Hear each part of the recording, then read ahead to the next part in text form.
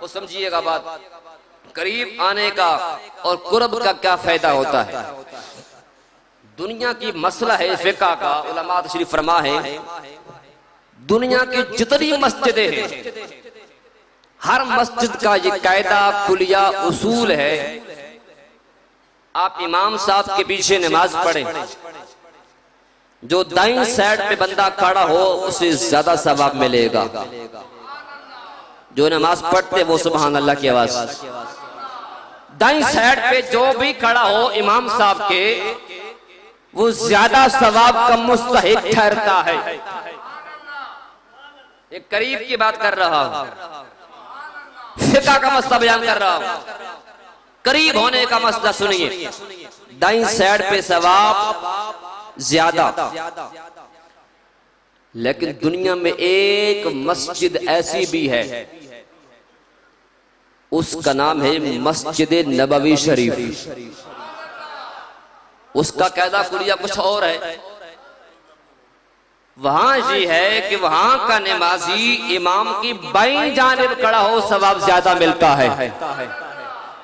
भाई नमाज अल्लाह की, घर अल्लाह का, देने वाला वो, ये फर्क क्यों है? सुभान अल्लाह। आप आए हैं नेकियों के लिए, सुभान अल्लाह की आवाज के साथ बात समझिएगा।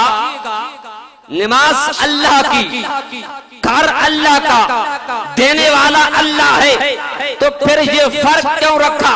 बात ये है कि नमाज खुदा की, घर खुदा का, देने वाला खुदा है।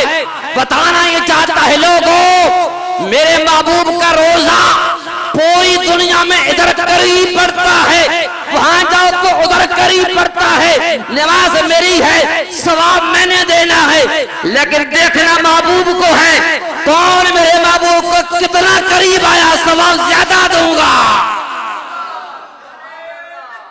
अल्लाह या रसूल अल्लाह या अली जिंदाबाद। भाई तवज्जो, नमाज खुदा की, कर खुदा का, सवाब देने वाला खुदा। दुनिया की सारी मस्जिदों में ये कायदा, इधर खड़े हो सवाब ज्यादा मिलेगा। ये करीब की बात कर, रब देखना चाहता है नमाज तो मेरी पढ़ रहा है, मेरे महबूब के कितना करीब खड़ा है। जो जितना करीब होता है वो इतना सवाब भी ज्यादा पा जाता है। सही